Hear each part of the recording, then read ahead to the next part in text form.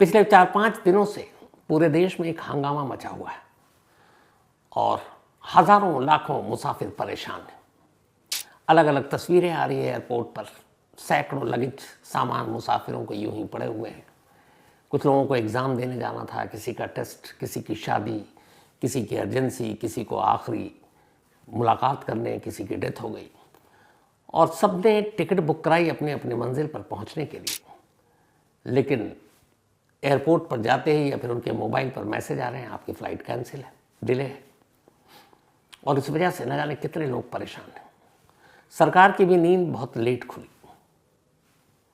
और अब भी ये जो आफत है वो जारी है। इस देश की सबसे बड़ी प्राइवेट एयरलाइंस इंडिगो के साथ ऐसा क्यों? और भी एयरलाइंस हैं, उनके प्लेन क्यों नहीं कैंसिल हो रहे, उनके प्लेन क्यों नहीं डिले हो रहे, उनके जो पैसेंजर उनको परेशानी क्यों नहीं उठानी पड़ रही है, और इंडिगो के साथ ही ये सब कुछ क्यों हो रहा है?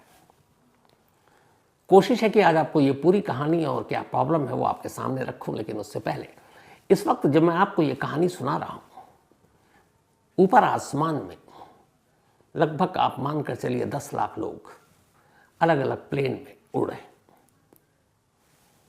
हर घंटे एक एवरेज है सिविल एविएशन ब्यूरो की तरफ से कि 1 मिलियन यानी 10 लाख लोग आसमान में चक्कर काट रहे होते हैं अलग अलग प्लेन में।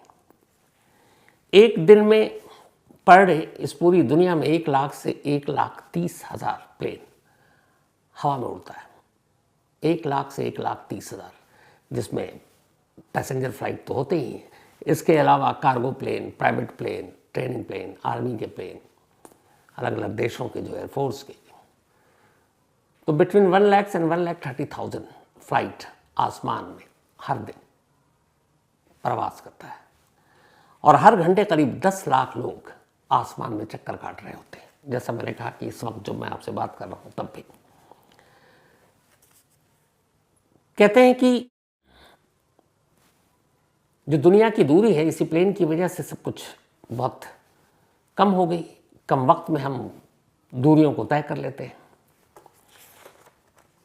इंडिया की अगर बात करूं तो हम पर डे, जैसे वर्ल्ड में 1 लाख से 1,30,000 प्लेन पूरी दुनिया में चक्कर काटता है आसमान में, इंडिया में हर दिन अराउंड 3,800 3800 प्लेन भारत के आसमान में उड़ता रहता है। और इन 3800 प्लेन के जरिए तमाम मुसाफिर हिंदुस्तान के अलग अलग 80 शहरों में आते और जाते हैं, क्योंकि कुल मिलाकर 80 एयरपोर्ट्स हैं हमारे देश में, तो वहाँ पर ये उड़ान भरते हैं। इंडिया के आसमान में किसी भी वक्त करीब 14,000 मुसाफिर आसमान में होते हैं। हर मतलब जब भी आप बात करें अराउंड 14,000 पैसेंजर आसमान में होते हैं। 300 से 400 फ्लाइट्स इंडिया में एवरेज आसमान में होती है, जिसमें इंटरनेशनल भी मिला देगा। दुनिया भर में हर रोज जो मैंने कहा ना, 1 घंटे में अगर 10 लाख लोग आसमान में हवाई जहाज में उड़ रहे हैं तो पर डे दुनिया में एवरेज 1 से 2 करोड़ मुसाफिर प्लेन का इस्तेमाल करते हैं कहीं आने जाने के लिए। इंडिया में हर रोज अराउंड 50 to 70,000 पैसेंजर प्लेन से एक जगह से दूसरी जगह आते जाते हैं। 5 से 10,000 लोग इंडिया में हर वक्त हवा में ही होते हैं, जो पूरा डेटा है। तो ये तो हो गई पूरे दुनिया की और देश की, हवा में कितने वक्त तक सफर करते हैं। इंडिया में पहली बार प्लेन ने कब उड़ान भरी, कैसे इसकी शुरुआत हुई? तो जो पहली बार भारत का जो प्लेन एक उड़ा था वो एक बहुत ही छोटा, और इसकी रफ्तार इतनी थी कि कोई अगर बहुत तेज एथलीट हो तो शायद वो उससे जल्दी मंजिल तक पहुंच जाता। ये बात है 18 फरवरी 1911।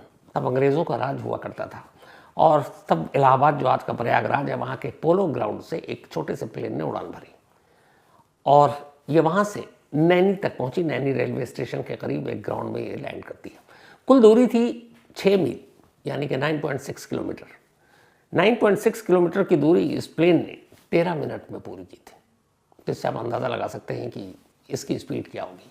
लेकिन ये पहला मौका था जब 18 फरवरी 1911 को भारतीय आसमान में किसी प्लेन ने उड़ान भरी और इस प्लेन में सारे लेटर्स थे, मतलब मेल, जो यहाँ से वहाँ पहुँचाना था। इस प्लेन को ब्रिटेन से लाया गया था पानी के जहाज़ के ज़रिए, और फिर उस वक्त भी यहाँ पे एक महाकुंभ चल रहा था और उसकी प्रदर्शनी में रखना था। फिर ये हुआ कि चलो एक ट्रायल लेते हैं, और तब 18 फरवरी 1911 को इस प्लेन ने उड़ान भरी। प्रयागराज यानी कि उस वक्त के इलाहाबाद के पोलो ग्राउंड से नैनी रेलवे स्टेशन के करीब तक, और कामयाबी के साथ इसने उड़ान भरी थी। बाद में फिर 15 अक्टूबर 1932 इंडिया में पहली चार्टर्ड प्लेन ने उड़ान भरी थी, और JRD टाटा, क्योंकि हम कहते हैं सिविल एविएशन में टाटा ग्रुप का बहुत बड़ा रोल रहा है, तो टाटा एयरलाइंस की पहली जो उड़ान थी ये चार्टर्ड, ये JRD टाटा कराची से मुंबई तक की थी, और ये पहली हवाई, इसी के बाद पहली हवाई पट्टी बनी थी जो टेक ऑफ और लैंडिंग के लिए माना जाता था कि बहुत ज़रूरी है। तब उससे पहले हमारे यहाँ ये सब था ही नहीं। तो पहली चार्टर्ड फ्लाइट 1932 15 अक्टूबर को इंडिया में उड़ान, फर्स्ट इंटरनेशनल फ्लाइट हमारे देश में जो पहली बार 8 जून 1948 आज़ादी के जस्ट बाद एयर इंडिया ने मुंबई से लंदन तक की उड़ान भरी थी। इसमें 35 मुसाफिर सवार थे और बहुत ही कामयाबी के साथ ये सफ़र पूरा हुआ था। टाटा एयरलाइंस ही बाद में इंडियन एयरलाइंस बना, और फिर भारत सरकार ने उसका राष्ट्रीयकरण कर दिया था। तो JRD टाटा, और टाटा को जाता है कि हमारे देश की पहली उड़ान इंटरनेशनल हो या चार्टर्ड हो, उसका क्रेडिट जाता है। उसके बाद जैसे जैसे वक्त तरक्की करता गया, बहुत सारे एयरलाइंस कंपनियाँ आती गईं, भारत इसमें बहुत आगे बढ़ता गया। फिर धीरे धीरे वो दौर आया जब सिविल एविएशन इंडस्ट्री में बूम आया। 2000 के बाद बहुत सारे एयरलाइंस, इंडियन एयरलाइंस होती ही, एयर इंडिया थी इंटरनेशनल के लिए, तब जेट, इसके अलावा सहारा का एक आया था। तो ये सारी एयरलाइंस थी उस वक्त, और ये अच्छा खासा मुनाफा कमा रही थी। तभी 2005 में एक नई कंपनी आई हमारे देश में, और उसका नाम था इंडिगो। इंडिगो की कहानी अपने आप में बड़ी दिलचस्प है। इंडिगो की शुरुआत करने वाले दो दोस्त थे, और बड़े गहरे दोस्त, और दोनों काफ़ी पुराने दोस्त थे। एक का नाम राहुल भाटिया और दूसरे का नाम राकेश गंगवाल। दोनों इनके पास ठीक ठाक पैसा, कुछ बड़ा करना चाहते थे। काफ़ी इन्होंने रिसर्च किया। इन्हें लगा कि 2005 का वो दौर जब जेट, सहारा, किंगफिशर मालिया, जिन्होंने पहली बार प्लेन को इंडिया में एक तरह से एक 5 स्टार होटल वाला कल्चर देने का काम किया था। किंगफिशर की एयरलाइंस बड़ी अच्छी हुआ करती थी, सहारा की भी अच्छी थी, पर सहारा बंद हो गया। फिर मालिया का, किंगफिशर को भी आपको पता ही है। जेट एयरवेज़ ने काफ़ी अपना नाम कमाया, फिर बहुत सारी चीज़ें उनके साथ हो गई। एयर इंडिया जो कि सरकारी इंडियन एयरलाइंस, वो चलता रहा घाटे में भी उसके बावजूद। तो यही वो दौर था जब इन दो दोस्तों ने, राहुल भाटिया और राकेश गंगवाल ने, तय किया कि वो एक नई एयरलाइंस कंपनी की शुरुआत करेंगे। और कमाल देखे, जब इन्होंने ये तय किया तब इनके पास किराए का एक प्लेन था, किराए का, अपना भी नहीं, बट इन्होंने तय किया। इन्हें 2005 में, बल्कि 4 के एंड में लाइसेंस मिल गया एविएशन मिनिस्ट्री से। अब इन्होंने कहा कि हम शुरुआत करते हैं, पर एक प्लेन के साथ अब कितना कमा लेंगे। लेकिन उन्हें मालूम था कि एविएशन की इंडस्ट्री अभी बहुत बूम करने जा रही है। तब इन्होंने तय किया कि हम एक नया तरीका अपनाते हैं। जो पहला इनका किराए का प्लेन था, उससे जो इन्होंने शुरू किया था, तब इंडिगो नाम दिया था। और इंडिगो नाम के पीछे की वजह ये थी कि असल में ये था इंडिया ऑन द गो। तो इंडिया ऑन द गो को इन्होंने शॉर्ट करके इंडिगो कर दिया, और तभी इंडिगो नाम पड़ा। लेकिन एक प्लेन के साथ कब तक, तो फिर इन्होंने कहा कुछ करते हैं। पूरी दुनिया में जो एरोप्लेन है, हवाई जहाज़ है, इसे बनाने वाली 2 ही कंपनी है, और कोई कंपनी ही नहीं है। एक है एयरबस और दूसरी है बोइंग। अब इनकी अपनी पूरी मोनोपोली है, कोई चाहे भी तो इसमें घुस नहीं सकता, क्योंकि बहुत सारे क्लियरेंस की ज़रूरत होती है। तो पूरी दुनिया में जितने भी प्लेन जिस भी देश के उड़ेंगे, इन्हीं 2 कंपनियों में से एक की होगी, वो होगी एयरबस या फिर बोइंग। अब इन दोनों में भी अगर देखें तो बोइंग का थोड़ा सा पलड़ा भारी, क्योंकि बोइंग के पीछे अमेरिका का हाथ। तो ज़्यादातर दुनिया की जो देश है, वो बोइंग को प्रेफरेंस देते और ख़रीदते थे। भारत में भी यही था, बोइंग के प्लेन हमारे यहाँ ज़्यादा थे। राहुल भाटिया और राकेश गंगवाल ने दिमाग लगाया। इन्होंने कहा कि सभी बोइंग के पीछे हैं, एयरबस को कोई पूछता नहीं, चलो हम एयरबस से सौदा करते हैं। और एयरबस को भी इंडिया में पैर रखने के लिए ज़रूरत थी कि कोई आए, कोई हमसे भी ख़रीदे। तो इन दोनों ने तय किया कि एयरबस से हम प्लेन खरीदेंगे, हम बोइंग की तरफ नहीं जाएंगे, जबकि हर नया खिलाड़ी बोइंग की तरफ जाता है। तो इन्होंने एक किराए का प्लेन जब था उससे शुरुआत की और फिर सीधे एयरबस से बात की। एयरबस से इन्होंने 100 प्लेन एक साथ ऑर्डर दिया खरीदने का। जब ये उस वक्त खबर आई थी तो एक तरह से हंगामा बच गया था, क्योंकि बहुत बड़ी डील थी। 100 प्लेन एयरबस से। अब एयरबस को भी लगा कि चलो इसके ज़रिए हम इंडियन मार्केट में भी एंट्री मारेंगे, एशिया के आसपास के देशों में भी। तो एयरबस इतना खुश हुआ कि उसने इन दोनों दोस्तों को, राहुल भाटिया और राकेश गंगवाल को, ये कहा कि ठीक है, आपने इतना बड़ा ऑर्डर दिया है और अपने हम पे ट्रस्ट किया, बोइंग के पास ना जाकर हमारे पास आए, एयरबस के पास, हम आपको डिस्काउंट देते हैं। उन्होंने 40 to 50% डिस्काउंट कर दिया। यानी अगर जो प्लेन मान लीजिए 100 रुपये का बोइंग से ख़रीदना था, वो 50-60 रुपये में एयरबस ने दे दिया। इधर फ़ायदा हुआ। 100 प्लेन राहुल भाटिया और राकेश गंगवाल ने ख़रीद लिया। 100 प्लेन की डिलीवरी हुई। उसके बाद इन्होंने क्या किया, अगला काम, कि उस 100 प्लेन को जो डिस्काउंट पे ख़रीदा था 40 to 50% के आसपास, A320 ये प्लेन, इन्होंने वो सारे 100 प्लेन बेच दिए लेने के बाद। और इस प्लेन को बेचने से उनको मुनाफा ही हुआ, क्योंकि डिस्काउंट पे ख़रीदा था। जो बोइंग की कीमत थी, जो एयरबस की कीमत थी, उसके मुकाबले में आधा हो गया था। तो उन्होंने 100 प्लेन लिया और 100 प्लेन को फिर आगे बोइंग के मुकाबले सामने वाली पार्टी को भी सस्ते में बेचा। लेकिन इस खरीद फरोख्त के चक्कर में इन दोनों दोस्तों को करीब उस वक्त 200 करोड़ का फ़ायदा हुआ, 200 करोड़ रुपए का। किया कुछ नहीं, एयरबस से 100 प्लेन खरीदा, लिया और यहाँ दूसरी कंपनी को बेच दिया। 200 करोड़ रुपए उस वक्त कमाया इन दोनों दोस्तों ने। जब 200 करोड़ रुपए कमा लिए इन्होंने, तो फिर ये हुआ कि इन्हीं पैसों से अब उन्हीं प्लेन को लीज पर ले लिया। मतलब पहले एयरबस से ख़रीदा, बेचा, फिर जिन्हें बेचा उनसे लीज पर ले लिया। और लीज पर लेने के बाद अब इन्होंने बड़े बड़े शहरों में, दिल्ली, मुंबई, कोलकाता, चेन्नई, बेंगलुरु, विशाखापत्तनम, इन जगहों पर अब अपना ऑपरेशन शुरू कर दिया। फ्लाइट चलने लगी। अब फ्लाइट चलने लगी तो एक साथ इतने सारे प्लेन, फिर धीरे धीरे इनको मुनाफा भी होने लगा।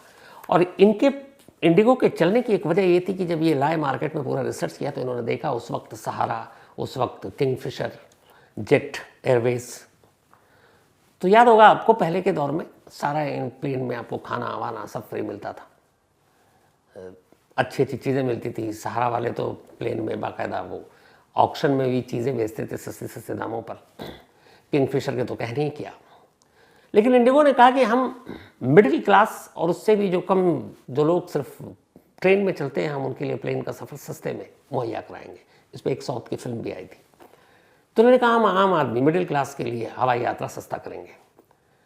और अब हवाई यात्रा सस्ता करने के लिए मतलब लो कॉस्ट, तो उस पर फिजूल खर्ची को तो रोकना पड़ेगा। तो इन्होंने फिजूल खर्ची रोकने के लिए प्लेन में जो मुफ्त खाना पीना ये सब मिलता था, सब बंद कर दिया।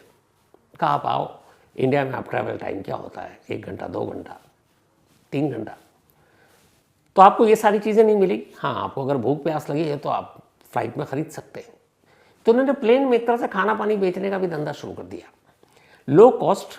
लेकिन दूसरी तरफ पैसेंजर को भी फ़ायदा हुआ कि जो टिकट बाकी जगह पे 4000 का मिल रहा है, वो इंडिगो को 2.5 और 3 में बेच रहा है, तो 2.5 और 3 की तरफ लोग जाएंगे। तो इन्होंने वो सारी फैसिलिटी कम करके और टिकट के रेट कम कर दिए। लोगों को लगा कि ये तो फ्लाइट सही है, पैसे भी कम है। और धीरे धीरे इनके बेड़े में जहाज़ और शामिल होते जा रहे हैं, एयरबस से ख़रीदते जा रहे हैं। इंडिगो चल पड़ा। उधर दूसरी तरफ जो फिजूल खर्ची कर रहे थे, धीरे धीरे सब डूबने लगे। सहारा बंद हो गया। फिर किंगफिशर की हालत आपको पता ही है क्या हुई, बंद करना पड़ा। फिर जेट एयरवेज भी धीरे धीरे गायब हो गया, उसमें भी कुछ अंडरवर्ल्ड के पैसे और बहुत सारी चीज़ें आई थी। लेकिन इंडिगो चल पड़ा। इसके बाद 2000 धीरे धीरे वक्त बाद 2011 में इंडिगो ने 180 और एयरबस खरीदे, A20। फिर 12 में इन्होंने 50 करोड़ पैसेंजर के साथ उड़ान भरी, मतलब रिकॉर्ड बना दिया कि इतने पैसेंजर को डोमेस्टिक और इंटरनेशनल में ये ले गए थे। 2015 में इन्होंने फिर 100 प्लेन खरीदा। 2019 में 250 नए प्लेन का ऑर्डर दिया। इसके अलावा 2023 में इंडिगो ने एक और रिकॉर्ड बनाया। इन्होंने 500 नए प्लेन का ऑर्डर दे दिया एयरबस को, जो एक रिकॉर्ड था और ये सारी सुर्खियों में थी। 2023 में ही एक नया रिकॉर्ड बनाया था इंडिगो ने, जब उन्होंने पूरे 1 साल में 10 करोड़ मुसाफिरों को ढोया था डोमेस्टिक। और देखते ही देखते इंडिगो दुनिया की तीसरी सबसे बड़ी एयरलाइंस बन गई जो सबसे ज़्यादा मुसाफिरों को ढोती है। किंग ऑफ एयरलाइंस कहा जाने लगा अब इंडिगो को। और उसके बाद ये हुआ कि 67 या 8% एविएशन इंडस्ट्री में के साथ इंडिगो सबसे बड़ी एयरलाइंस कंपनी बन गई। यानी अगर 10 मुसाफिर प्लेन का इस्तेमाल करते हैं तो उसमें से 6 इंडिगो में बैठते हैं। देखते ही देखते इसने सबको पीछे छोड़ दिया और आज यह देश की सबसे बड़ी प्राइवेट एयरलाइंस है, जिसके पास सबसे ज़्यादा जहाज़ है, जो सबसे ज़्यादा मुसाफिरों को ढोती है। अब इतना सब कुछ होने के बाद अगर आप सिर्फ लिस्ट ही देख लेंगे तो इंडिगो के पास इस वक्त टोटल हमारे यहाँ 3800 टेक ऑफ और लैंडिंग होता है।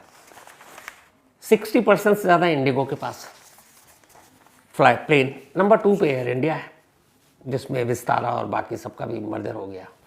फिर स्पाइस जेट है, फिर एक और एयर अलासा है करके, और 2-3 छोटे छोटे हैं, लेकिन सबसे आगे है इंडिगो। और इसी इंडिगो ने भारतीय एक तरह से वायु सीमा आप कहें जो प्राइवेट एयरलाइंस उस पर कब्जा कर लिया। अब 68% मुसाफिर जिस इंडिगो में सवार होकर चलते हों, उसमें अगर कुछ गड़बड़ हो जाए तो क्या होगा। और ये गड़बड़ इसलिए भी हुआ, इसके लिए 2 लोग जिम्मेदार थे। और कैसे हुआ अब उस कहानी पर आते हैं। एक डीजीसीए जो हमारे यहाँ director general of civil aviation, जो सारे रूल नियम सब कुछ बनाती है, कैसे प्लेन में क्या होगा, सेफ्टी, सिक्योरिटी, एयरपोर्ट, तो उन्होंने लास्ट ईयर 2024 में एक नया रूल लाया था। और वो रूल इसलिए था कि ये बहुत सारी शिकायतें आ रही थी कि पायलट के ऊपर वर्कलोड ज़्यादा है, वो बहुत उनसे मेहनत कराई जाती, कई दिन नाइट शिफ्ट होती है, उन्हें इंटरनेशनल फ़्लाइट के बाद भी छुट्टियाँ नहीं मिलती, रेस्ट नहीं मिलता है। तो उन्होंने एक नया नियम निकाला और वो था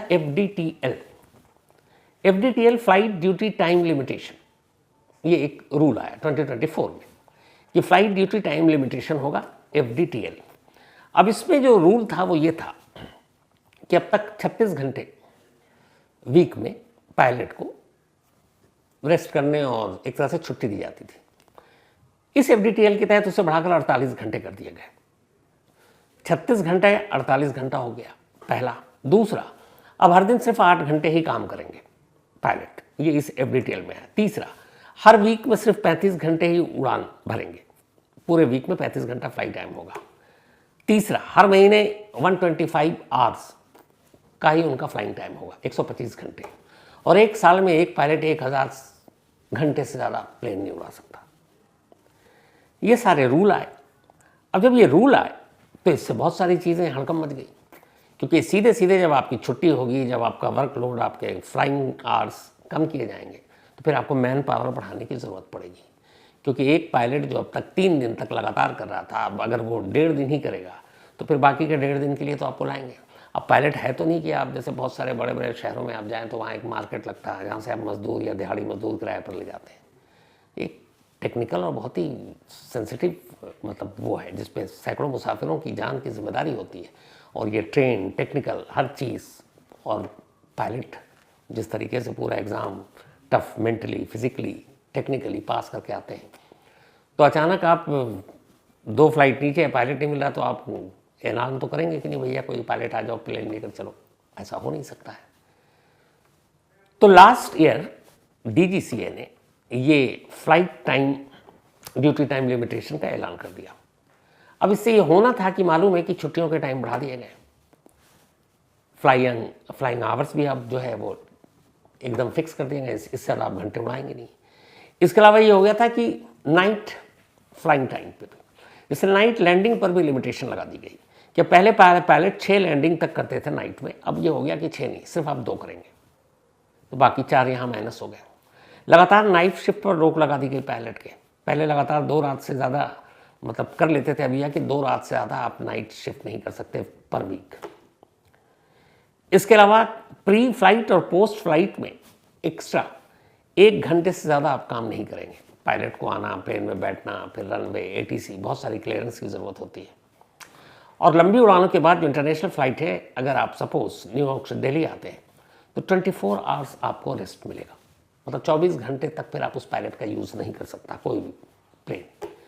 तो अब जब ये सब कुछ आया तो इसका असर क्या हुआ? असर ये हुआ कि पायलट और क्रू की तादाद अचानक कम हो गई, क्योंकि क्रू मेंबर्स के लिए ऊपर भी था कि उनको भी मेंटली और फिजिकली बहुत ज़्यादा थकान होती है। सभी एयरपोर्ट्स पर जो फ्लाइट्स के शेड्यूल थे वो बिगड़ने शुरू हो गए, क्योंकि आपकी मैन पावर कम हो गई। अब एक्स्ट्रा जो भर्ती करनी थी वो की नहीं, ट्रेनिंग दी नहीं। डीजीसीए ने रूल पास कर दिया 2024 में, उसी को तैयारी भी नहीं हुई। फिर ये दिसंबर का महीना, अचानक बहुत सारी जगहों पे कोहरा, और कोहरे की वजह से बहुत सारी फ्लाइट वैसे भी नॉर्मल डे में कैंसिल हो जाती है, डिले हो जाती है। तो अब एक तरफ कोहरे ने डिले करना शुरू किया, दूसरी तरफ मैन पावर ने डिले करना शुरू किया। लेकिन ये सब कुछ नवंबर से पता था कि ये लागू हो चुका है, तो फिर दिसंबर में क्यों हुआ? उसकी वजह ये थी कि इससे पहले भी ये रूल लाया गया था, जो फ्लाइट ड्यूटी टाइम लिमिटेशन था।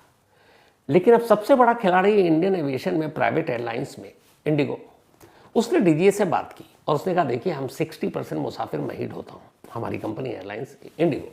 अब अगर आप ऐसे करेंगे, हमारे पास पायलट नहीं है, क्रू मेंबर स्टाफ भी नहीं है, उसके लिए टाइम चाहिए, थोड़ा सा टाइम आगे बढ़ा दीजिए। उन्होंने कुछ ढील दे दी, चलो ठीक है। अब इंडिगो को ये था कि वो इतना बड़ा खिलाड़ी है कि डीजीसीए वही करेगा जो हम चाहेंगे, तो पावरफुल लोग होते हैं यही सोचते हैं। फिर दूसरी बार ये गए जब वो टाइम ख़त्म हो गया कि ये जो आपका है क्रू मेंबर और पायलट्स के लिए ये सारी छुट्टियाँ, रेस्ट, हमारे पास तो अभी तैयारी हुई नहीं है, तो थोड़ा और आगे बढ़ा दीजिए। डीजीसीए ने फिर बढ़ा दिया। अब इंडिगो को ये था कि ये इतने बड़े प्लेयर हैं कि ये तीसरी बार भी डीजीसीए मानेगा और झुक जाएगा, और ये उसी उम्मीद में बैठे रहे, और इन्होंने एक्स्ट्रा भर्ती नहीं की, न पायलट की, न क्रू मेंबर की, ग्राउंड स्टाफ की, किसी की नहीं। उधर जो बाकी एयरलाइंस थे, जाहिर सी बात है इंडिगो के मुकाबले छोटे थे, 65-68% इंडिगो ही अगर ढो रहा है, तो बाकी के 30-40% में बाकी एयरलाइंस है, चाहे वो एयर इंडिया हो या फिर अलास्का हो या फिर स्पाइस जेट हो। तो उन पे इतना असर नहीं हुआ क्योंकि वो छोटे प्लेयर थे, और एयर इंडिया सरकारी है, उसने उस हिसाब से पहले से अपनी तैयारी की, कुछ भर्ती भी करनी शुरू की। फिर उसमें बहुत सारा मर्जर भी हो गया था, जैसे आपके विस्तारा और बाकी, तो उन पर इतना असर नहीं हुआ। और उनकी उड़ान भी इंडिगो के मुकाबले छोटी, पर डे पैसेंजर को ढोने की क्षमता भी छोटी, तो वो तो किसी तरह काम करते रहे, उनको लेकर, उनके एयरलाइंस को लेकर हंगामा नहीं हुआ।